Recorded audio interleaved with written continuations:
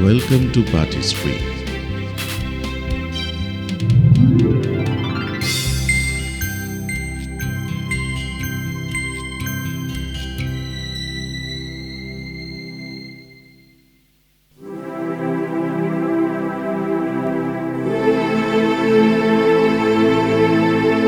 Today we are going to discuss about the Portuguese voyages.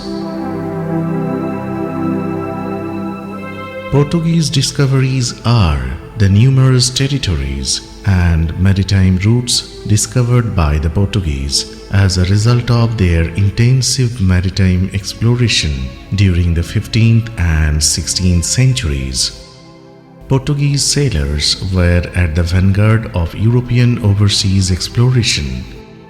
They were discovering and mapping the coasts of Africa, Canada, Asia and Brazil in what became known as the Age of Discovery.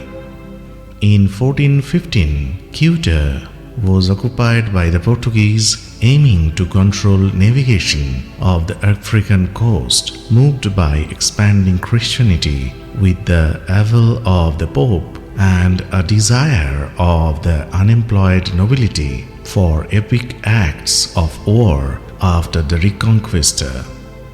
Prince Henry the Navigator was there and became aware of profit possibilities in the Saharan trade routes. Governor of the Rich Order of Christ since 1420 and holding valuable monopolies on resources in Algarve, he invested in sponsoring voyages down the coast of Mauritania, gathering a group of merchants, ship owners, stakeholders, and participants interested in the sea lanes. Later, his brother, Prince Pedro, granted him a royal monopoly of all profits from trading within the areas discovered. Soon the Atlantic islands of Madeira and Azores were reached. There, wheat and later sugarcane were cultivated, like in Algarve, by the Genoese, becoming profitable activities. This helped them become wealthier. Henry the Navigator took the lead role in encouraging Portuguese maritime exploration until his death in 1460. In 1419, two of Henry's captains, João Gonçalves Jarco and Tristão Vaz Teixeira, were driven by a storm to Madeira, an uninhabited island off the coast of Africa, which had probably been known to Europeans since the 14th century. In 1420, Jarco and Teixeira returned with Bartolomeu Perestrello and began Portuguese settlement of the islands.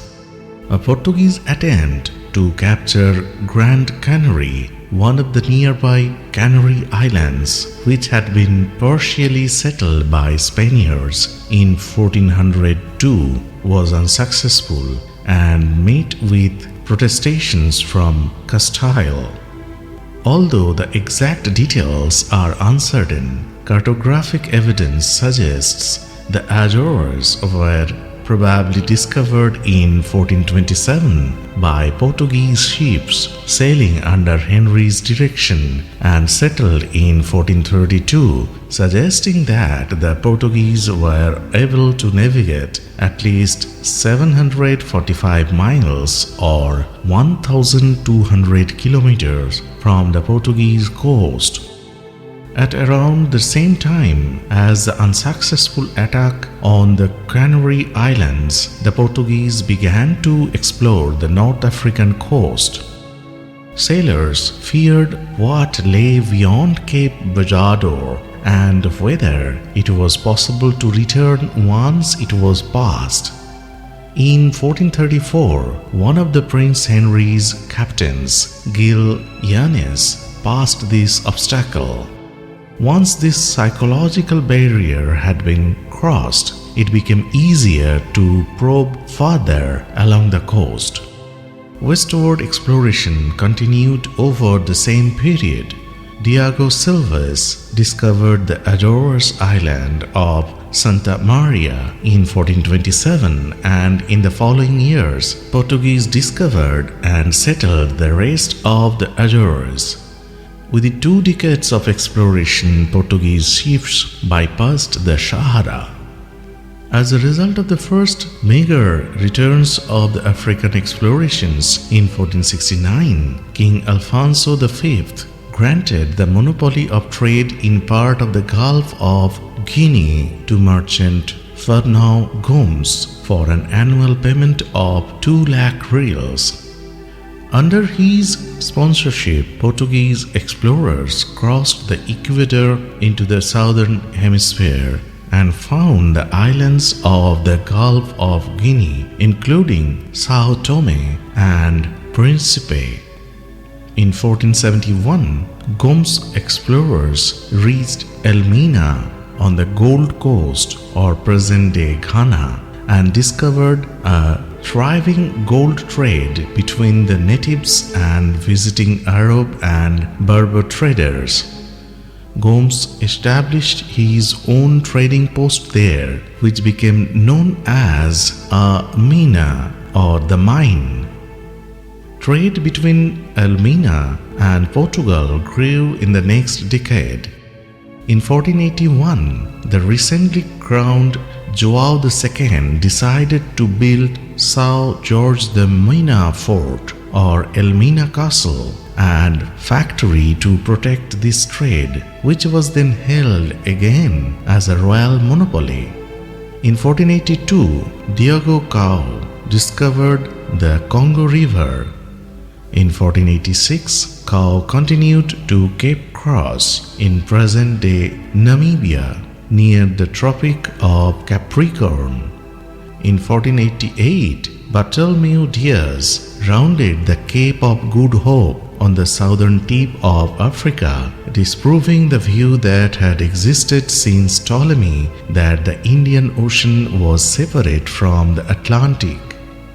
10 years later, in 1498, Vasco da Gama led the first fleet around Africa to India, arriving in Calicut and starting a maritime route from Portugal to India.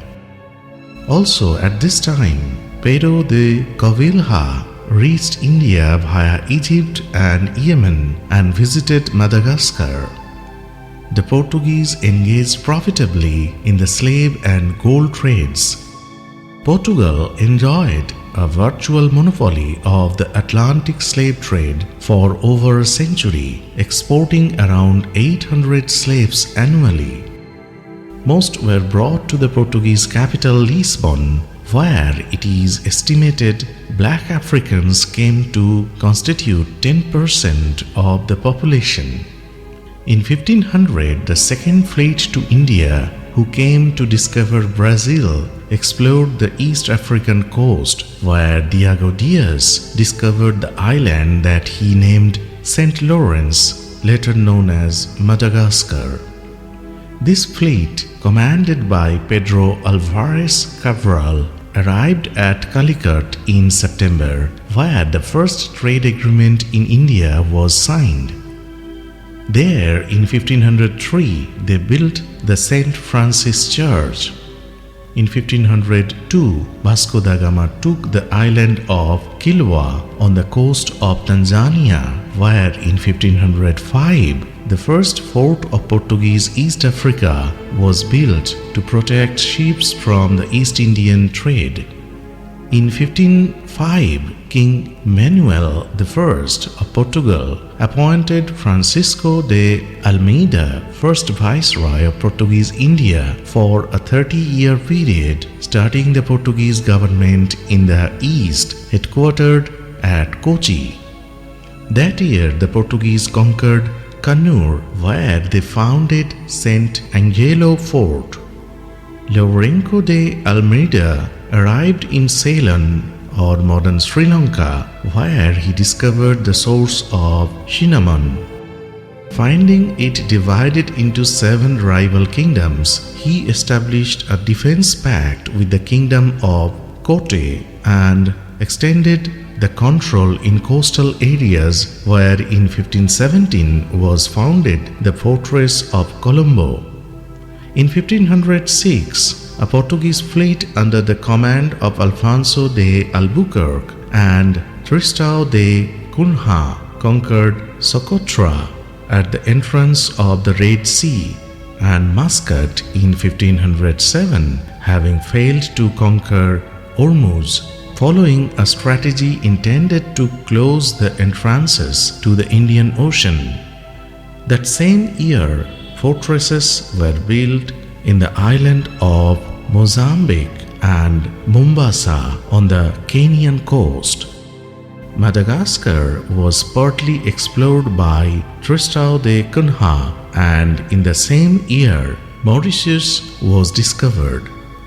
In 1509, the Portuguese won the Sea Battle of Diwa against the combined forces of the Ottoman Sultan Bayazid II, Sultan of Gujarat, Mamluk Sultan of Cairo, Samutri Raja of Kozhikode, Venetian Republic, and Ragusan Republic or Dubrovnik.